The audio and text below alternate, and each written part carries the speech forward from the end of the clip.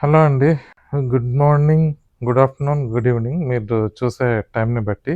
So, ఈ video చేయటానికి main ఉద్దేశ్యం ఏంటి అంటే, నేనే ఎక్సర్సైజ్ చేయగలుగుతున్నాను 100 కేజీస్ ఉండి. అలాంటిది మీరొక 70 కేజీలో, 80 కేజీలో ఉంటారు. నాకంటే సన్నగా ఉంటారు. నాకంటే తక్కువ వయసులో ఉంటారు. సో, మీకు ఏ ప్రాబ్లమ్స్ ఉండుండకపోవచ్చు. సో, మీరు కూడా చేయగలరు అంటే నేను మిమ్మల్ని ఇన్‌స్పైర్ చేయగలను అన్న ఉద్దేశంతో ఈ వీడియో పెడుతున్నాననమాట. ఫస్ట్ ఏ ఎక్సర్సైజ్ చేసే ముందైనా గానీ, మనం వార్మప్‌తో స్టార్ట్ చేయాలనమాట. వార్మప్ ఎందుకు చేస్తాము అంటే, మనం మన జాయింట్స్‌కి క్రీజ్ పట్టిస్తున్నాం అనమాట. అంటే ఇప్పుడు బాల్ బేరింగ్స్ ఉంటాయి కదా! ఇప్పుడు మనం సైకిల్ చక్రం తిరుగుతుంది కదా! ఆ సైకిల్ చక్రం సాఫీగా తిరగాలి అంటే, ఆ బేరింగ్స్‌లో గ్రీజ్ ఉండాలి. అదే ఆ గ్రీజ్ ఎండిపోతే ఏమవుతుంది? రిమ్ పాడైపోతుంది. అంటే సైకిల్ చక్రం తిరిగే పనిచేసే విధానం పాడైపోతుందనమాట. సో, అలాగే మనం కూడా సడెన్‌గా ఏ ఎక్సర్సైజ్ స్టార్ట్ చేసేయకూడదండి. మనం ఫస్ట్ వార్మప్‌తో స్టార్ట్ చేయాలి. సో, క్రీజ్ పట్టియటం ఇప్పుడు మన ముఖ్య ఉద్దేశం అనమాట. సో, ఎలా పట్టియాలంటే ఫస్ట్ మనం గుర్తుంచుకోవాల్సిన పని లేదు. తల దగ్గర నుంచి కాలు దాకా మనం క్రీజ్ పట్టిస్తాం అనమాట. ఎలా పట్టిస్తాము అంటే ఫస్ట్ ఇలాగా ఒకవైపుకి తలని తిప్పాలనమాట. తలని తిప్పేటప్పుడు ఈ చెవి ఇక్కడ ఆనించడానికి ట్రై చేయండి ఈ భుజానికి. ఆ తర్వాత వెనక్కెళ్ళేటప్పుడు కూడా ఎక్స్‌ట్రీమ్ వెనక్కి వంచడానికి ట్రై చేయండి. ఆ తర్వాత ఈ తలని కూడా బాగా వెనక్కి వంచాలి. ఆ తర్వాత ఇటు సైడ్ ఈ యాంగిల్‌కొచ్చినప్పుడు కూడా ఇలా కంప్లీట్‌గా వంచాలి. మళ్ళీ ఈ చెవిని ఇక్కడ ఆనించడానికి ట్రై చేయండి. ఇలా ముందుకొచ్చేటప్పుడు పూర్తిగా ఉంచుతా మనకి చిన్ ఉంది కదా! చిన్ను, చెస్ట్ 2 అంటియటానికి ట్రై చేయాలి. సో, ఇలాగనమాట. ఇలాగా ఒక 10 రౌండ్లు సుమారుగా. కరెక్ట్‌గా లెక్కంటూ ఏం లేదండి. మీ తల ఫ్రీగా తిరుగుతుంది అని మీకు అనిపించినప్పుడు మీరు ఆపేసేయొచ్చు. ఇంకోటేంటంటే నేనేమి ఎక్స్‌పర్ట్ కింద ఈ వీడియోస్ చేయట్లేదు. నేనే చేయగలుగుతున్నప్పుడు మీరు చేయలేరా అన్న ఉద్దేశంతోనే చేస్తున్నాననమాట. సో, నేను చాలా తప్పులు చేయొచ్చు వీడియోలో. బట్ నాకైతే ఇప్పటిదాకా ఎలాంటి ప్రాబ్లమ్స్ రాలేదు. నేను రెగ్యులర్‌గానే చేస్తూ ఉంటాను. బట్ ఏంటంటే జెనెటికల్‌గా లావుగా ఉన్నప్పుడు జెనెటికల్‌గా లావుగానే ఉంటాము. జెనెటికల్‌గా సన్నగా ఉన్నవాళ్ళేంటంటే వాళ్ళు కూడా సన్నగానే ఉంటారు. ఎంత తిన్నా లావవ్వరు. మనం ఏంటంటే కొంచెం తిన్నా గానీ లావైపోతాము. సో, లావుగా ఉన్నంత మాత్రాన ఎక్సర్‌సైజ్‌లు మానేసి కూర్చోవాల్సిన పని లేదండి. సో, అది నా పర్సనల్ ఉద్దేశం. అలా కాకుండా సన్నగా ఉండేవాళ్ళు జెనెటికల్‌గా సన్నగా ఉండేవాళ్ళు కనుక లావైతే అది వేరే పద్ధతి. వాళ్ళు కొంచెం ఏదైనా ఎక్స్‌పర్ట్ దగ్గరికి వెళ్ళి వాళ్ళు డైటింగ్ అది ఫాలో అవ్వాలి. సో, ఇప్పుడు మనం 2 వైపులకి తల తిప్పామనమాట. ఆ తర్వాత షోల్డర్ రొటేషన్. సో, తల అయిపోయింది. ఆ తర్వాత షోల్డర్. సో, షోల్డర్‌లో కూడా ఎన్ని భాగాలున్నాయి? ఇదొక భాగం ఉంది. ఫస్ట్ ఈ భాగం తిప్పుదాము. సో, ముందుకి. నేనిప్పుడు వెనక్కి తిప్పుతున్నానండి. సో, మీరు ముందుకు తిప్పితే గనక ఆ నెక్స్ట్ రౌండ్‌లో వెనక్కి తిప్పాలి. సో, సుమారుగా 10 సార్లు మనం ముందుకు తిప్పుతున్నాను. ఆ తర్వాత మళ్ళీ ఇంకో డైరెక్షన్‌లో ఇంకో వైపు. ఆ తర్వాత ఇంకో చెయ్యండి.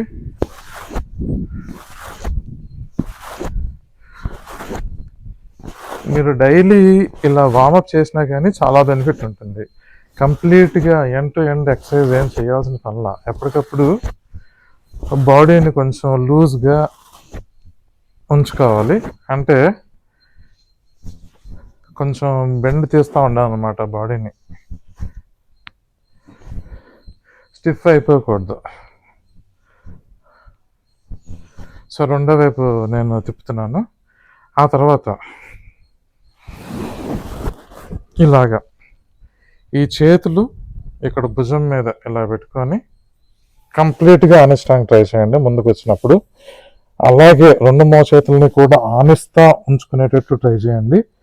ఆ తర్వాత చెవులకి ఆనుకుంటా పూర్తిగా ఆనిస్తా. పూర్తిగా వెనక్కి వెనక్కి విరగదీయాలి ఇలాగా, ఎంతవరకు కుదిరితే అలాగా. సో కంప్లీట్ వెనక్కి వెళ్ళిపోవాలన్నమాట, ఇలా వెళ్ళిపోవాలి. అలాగా మళ్ళీ రౌండ్ ఇలా మీరు వెనక్కి ఇలా ఆనించడానికి ట్రై చేయండి. ఆ తర్వాత ఇలాగా మన లంగ్స్కి పక్కన ఆనుకుంటా అలాగే మళ్ళీ ఇంకో రౌండ్ ఇలాగే, ఇది కూడా ఒక 10 రౌండ్లు ఒకవైపు ఒక డైరెక్షన్కి చేయండి.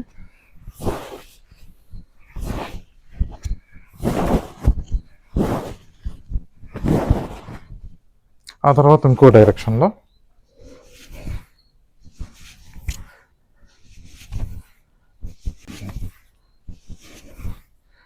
ఆ తర్వాత ఇలాగనమాట. ఒక చేయి ముందుకి, ఇంకో చేయి వెనక్కి. ఎంతవరకు లేపగలిగితే అంతవరకు, ఎంతవరకు దించగలిగితే అంతవరకు దించండి. సో ఇలాగ నేను వెనక్కి తీసుకెళ్తానికి, పైకి తీసుకెళ్తానికి ఒకేసారి ట్రై చేస్తున్నా.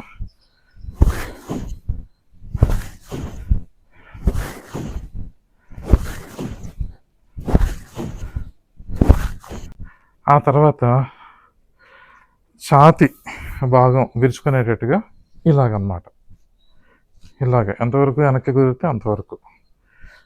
ఆ తర్వాత ఇలాగా, ఆ తర్వాత ఇలాగండి ఇంకో డైరెక్షన్లో.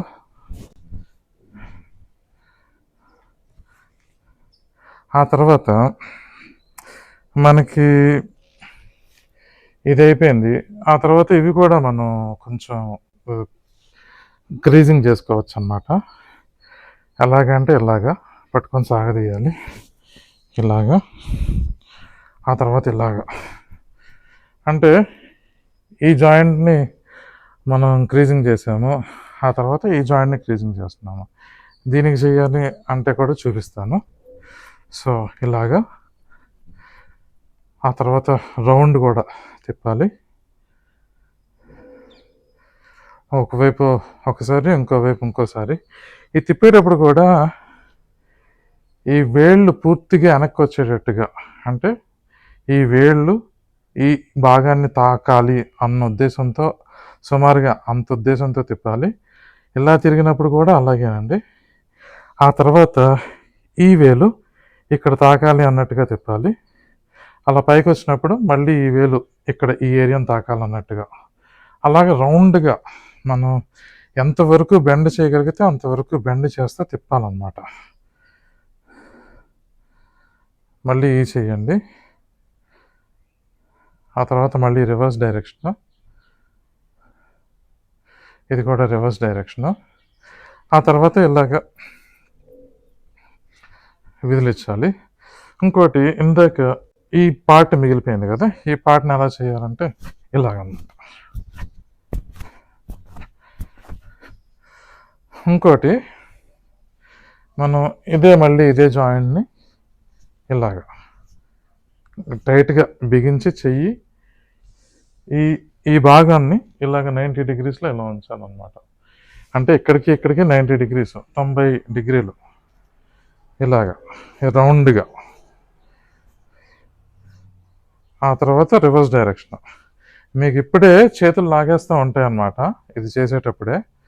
సో అది నార్మలే, అలా జరగడం అనేది నార్మల్ అన్నమాట. ఆ తర్వాత ఇప్పుడు మనకి ఏ బాడీ పార్ట్ మిగిలింది? ఈ నడుం పార్ట్ మిగిలింది. సో ఈ నడుం పార్ట్కి ఇలాగ వామప్.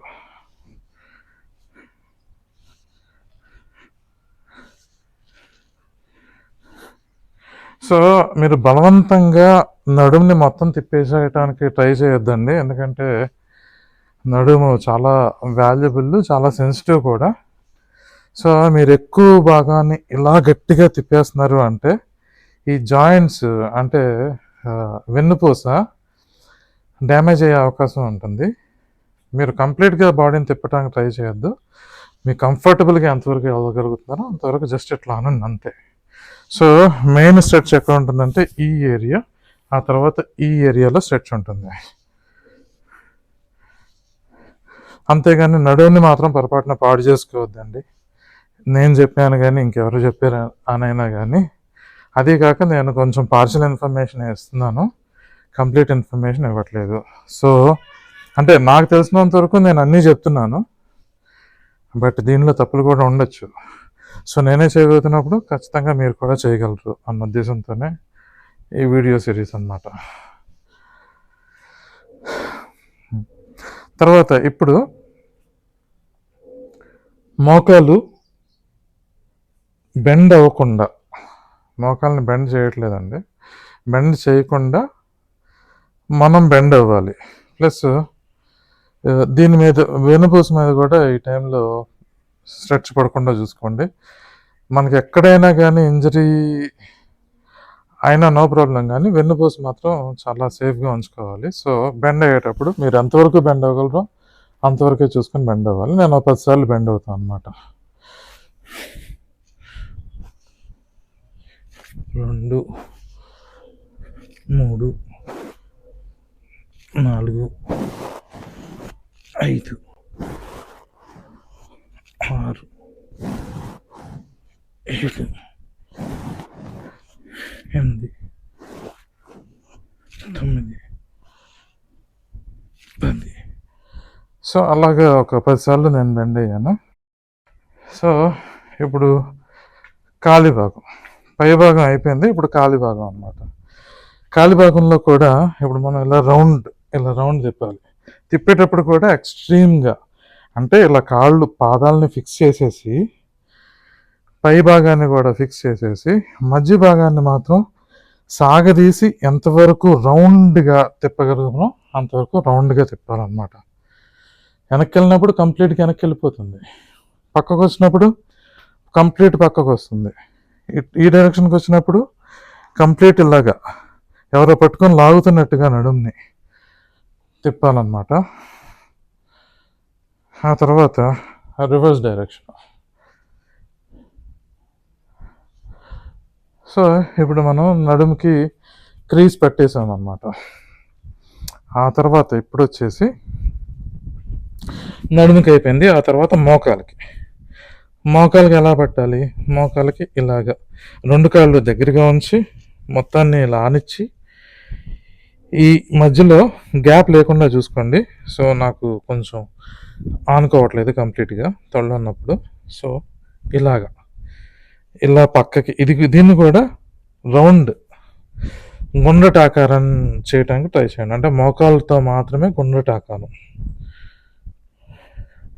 వెనక్కి వచ్చినప్పుడు ఆ గుండ్ర ఎండ్ అయిపోతుంది. ఇలా పక్కకి ఇలా వచ్చినప్పుడు ఇటు పక్కకి ఇట్లాగ వస్తుంది అన్నమాట. అంటే ఇలా వస్తుంది, మోకాలు ఇలా వస్తుంది, ఇలా రౌండ్ అవుతుంది అన్నమాట. మోకాలు నొప్పులు ఉన్నోళ్ళు జాగ్రత్తగా చూసుకొని చేయాలండి. నేను ఎక్స్పర్ట్ని కాదని ముందే చెప్తున్నాను. సో నేను చేసేవన్నీ నా దగ్గర ఉన్న ఇన్ఫర్మేషన్ అన్నీ నేను మీకు షేర్ చేస్తాను నా ఎక్స్పీరియన్స్లో. సో ఆ తర్వాత ఇప్పుడు మోకాళ్ళు అయిపోయాయి. ఇప్పుడు ఈ భాగం అన్నమాట. ఈ భాగాన్ని ఇలాగా ఒక కాలుతో నుంచొని రౌండ్లు చుట్టాలన్నమాట. సో వేళ్ళతో రౌండ్ చుట్టాలి.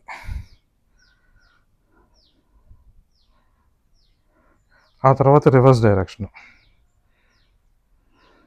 ఆ తర్వాత ఇంకో కాలు,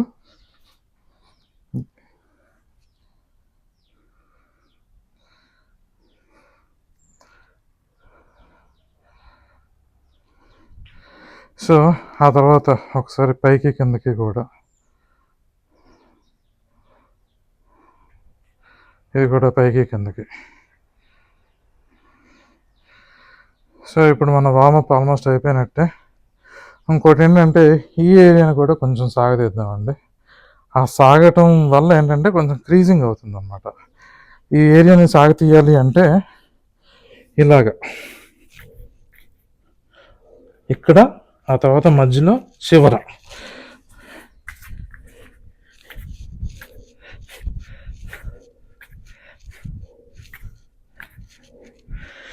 చేతులతో నేలకి ఆన్సర్ అన్నమాట. అప్పుడు ఎక్కడ లూజ్ అవుతుంది? ఈ ఏరియా అంతా కూడా లూజ్ అవుతుంది బాగా. ఈ ఏరియా, ఆ తర్వాత ఈ పిరుదుల భాగం అంతా కూడా లూజ్ అవుతుంది. సో ఇదంతా వామప్ అయిందండి. ఇంకోటి మీకు కనుక కుదిరితే కొంచెం కాళ్ళు ఇలాగ పైకి లేపడానికి ట్రై చేయండి. ఒక 10 కింద పడతారేమో, జాగ్రత్తగా చూస్ చేయాలి.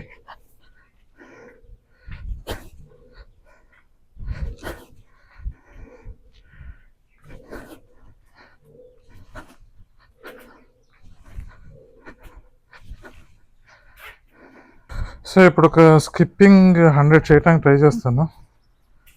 సో చూద్దాం ఎన్ని చేయగలను అనేది.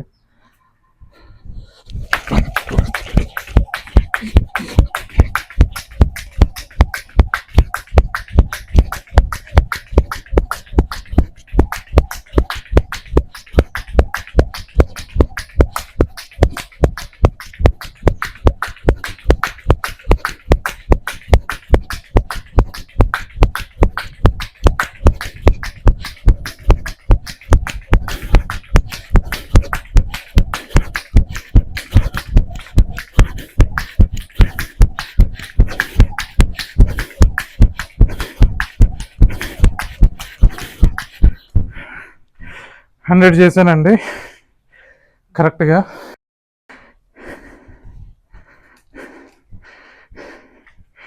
ఇందాక 100 స్కిప్పింగ్ చేశాను కదా, ఇప్పుడు ఇంకో 100 చేయడానికి ట్రై చేస్తున్నాను. సో 100 చేసిన తర్వాత ఒక 2 నిమిషాలు బ్రేక్, ఆ తర్వాత మళ్ళీ చేస్తున్నాను అనమాట. సో ఇప్పుడు హెడ్ సైడ్ నుంచి చేస్తున్నాను. 1 2 3 4 5 6 7 8 9 10 11 12 13 14 15 16 17 20 21 22 26 27 28 29 30.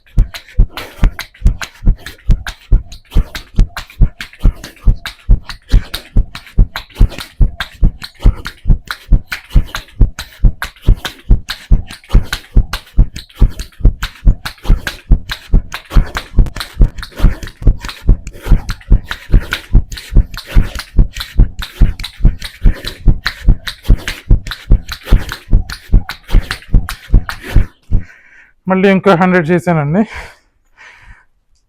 సో ఇది చేసిన తర్వాత 2 minutes బ్రేక్. మళ్ళీ ఈ బ్రేక్లో మొత్తం 200 స్కిప్పింగ్ జంప్స్ చేశాను కదా. సో ఈ బ్రేక్లో స్కిప్పింగ్ ఎలా చేయాలనేది చెప్తాను. సో అందరూ మీకు తెలిసే ఉంటుంది, కాకపోతే ఏంటంటే బాడీని స్ట్రైట్గా ఉంచాలి.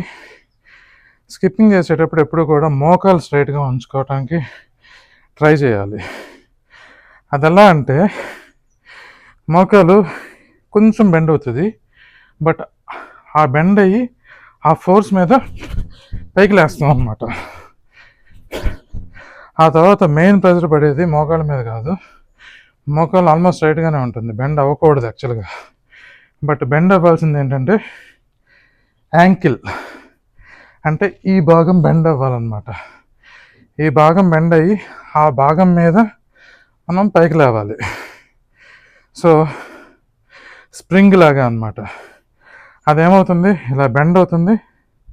బెండ్ అయిన తర్వాత మనం దాని మీద ఆ మజిల్ని కాంట్రాక్ట్ చేస్తాం, అంటే కాంట్రాక్ట్ చేస్తాం. సో కాంట్రాక్ట్ చేసినప్పుడు మళ్ళీ జంప్ అవుతుంది అనమాట, అంటే ప్రెజర్ పెడతాం. సో అది స్కిప్పింగ్ చేసే పద్ధతి. సో బాగానే చెప్పాను అనుకుంటున్నా.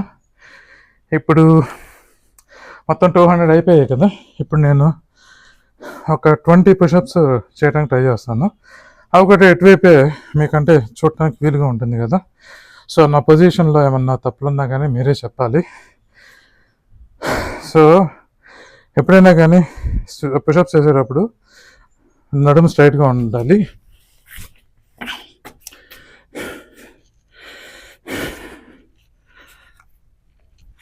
One, 2, 3, 4, 5, 6, 7, 8, 9, 10, 11,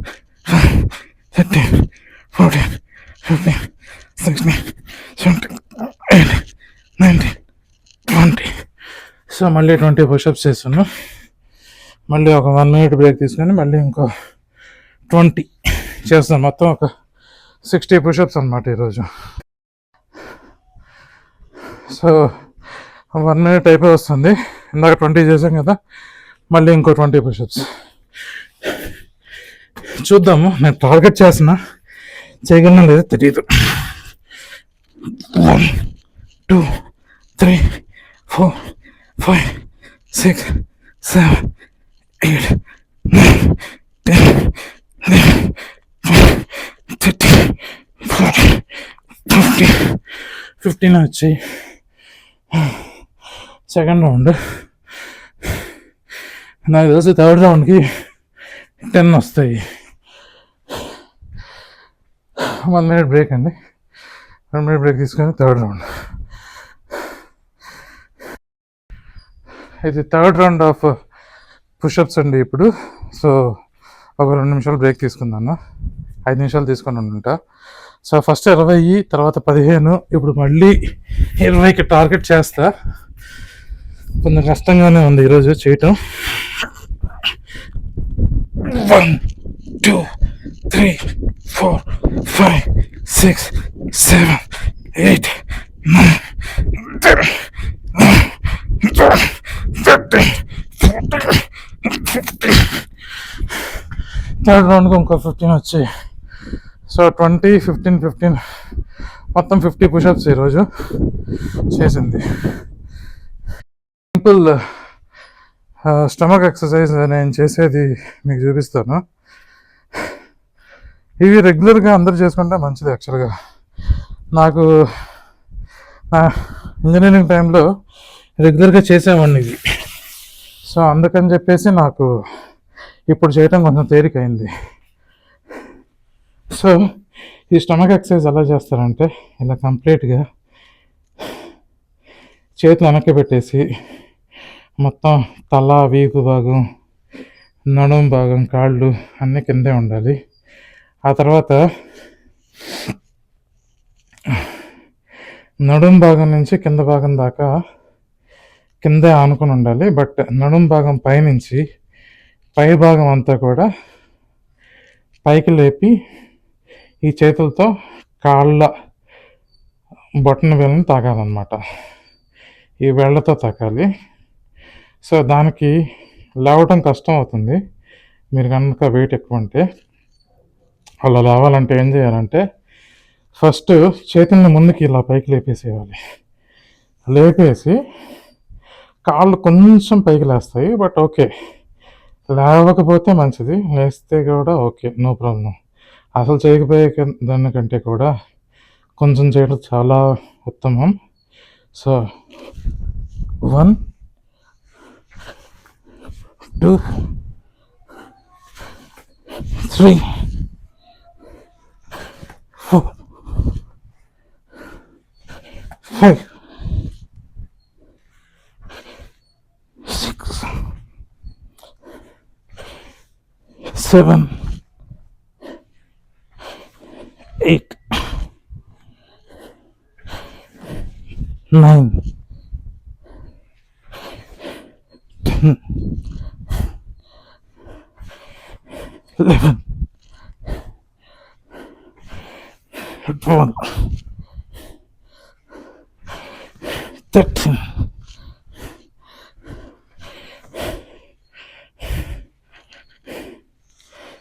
14, 15. సో మీకు పొట్టంతా పట్టేస్తుంది అన్నమాట. ఇంకోటి మెయిన్, పొట్ట దగ్గర బెల్ట్ కానీ ఏదైనా కానీ టైట్గా ఉంచుకోకూడదు. లూజ్గా ఉంచుకుంటే పొట్ట కండలు పట్టేయకుండా ఉంటాయి. లేకపోతే ఒక్కోసారి మెల్లు తిరుగుతాయి అన్నమాట. అదొకటి చాలా ఇంపార్టెంట్ ఇది ఈ స్టమక్ ఎక్సర్సైజ్ చేసేటప్పుడు. సో ఒక రౌండ్ చేసే, ఇప్పుడు రెండో రౌండ్. 1, 2, 3, 4, 4,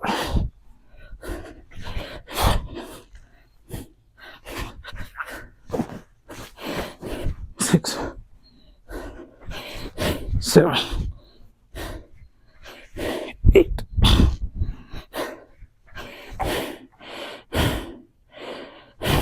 9, 10. యాక్చువల్గా యూనిఫామ్గా చేయాలండి. ఫస్ట్ 15 తర్వాత 10 కాదు, బట్ నాకు 10 వచ్చాయి. ఇప్పుడు ఇంకో రౌండ్ చేస్తాను ఒక 1 minute తర్వాత.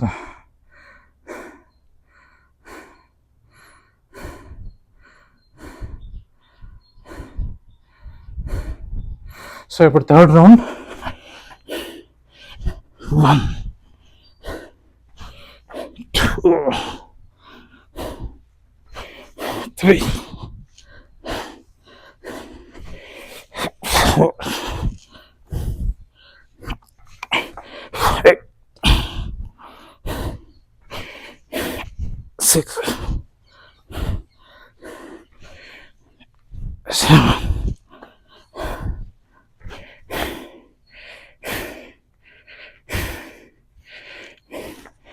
8, 9, 10. సో మొత్తం 3 రౌండ్లు అయిపోయాయి. Push-ups, stomach exercise. ఇప్పుడు మెయిన్ ఇంకో భాగం ఉంటుందండి మనకి కండలకి సంబంధించి. ఆ మూడో భాగం ఏంటంటే కాళ్ళ కండరాలు. సో దాంట్లో కూడా బోల్డెన్ వేరియేషన్స్ ఉంటాయి, బోల్డెన్ కండలు ఉంటాయి. సో మనం ఈరోజు కాన్సన్ట్రేట్ చేసేది ఓన్లీ ఈ కండ వరకు మాత్రమే అన్నమాట. సో కాళ్ళు రెండు కూడా భుజం డిస్టెన్స్లో, అంటే భుజం భాగం ఎక్కడైతే ఉంటుందో కింద కాళ్ళు కూడా అంతే వెడల్పుతో ఉండాలన్నమాట. సో అలా ఉంచుకొని చేతులు ముందుకు పెట్టి, సో చేతులు ముందుకు పెట్టి 1. సో ఇది చేసేటప్పుడు చాలా జాగ్రత్తగా చేయాలి. మోకాలు ఈ బొటన వేళ్ళని దాటి ముందుకు వెళ్ళకూడదు. దాటి వెళ్ళాయా మీ మోకాలు పాడవుతాయి అన్నమాట. సో ఇది చాలా ఇంపార్టెంట్ టిప్, చాలామందికి తెలియంది. ఇది చాలా ఇంపార్టెంట్ టిప్ అన్నమాట, చాలామందికి తెలియంది. సో ఇప్పుడు 1, 2, 3, 4, 5, 6, 7, 8, 9, 10. సో మీరు కంప్లీట్గా కూర్చోకూడదు. కంప్లీట్గా కూర్చున్నా కానీ మోకాళ్ళు పాడవుతాయి. సో అక్కడ నేను 90 degrees బెండ్ అయ్యాను. నా మూమెంట్ చూసి అలాగే చేయడానికి ట్రై చేయండి. తప్పు చెప్పట్లేదు, నేను చాలా కరెక్ట్గా చెప్తున్నాను ఈ విషయం వరకు మాత్రం. సో అంతే బెండ్ అయ్యి అలాగే లేవండి. సో ఇప్పుడు సెకండ్ రౌండ్ అనమాట.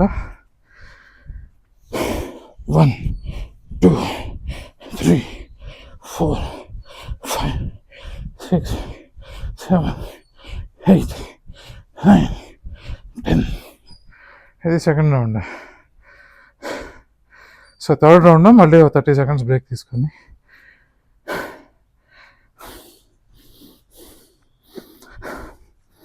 ఇప్పుడు థర్డ్ రౌండ్. 3, 4, 5.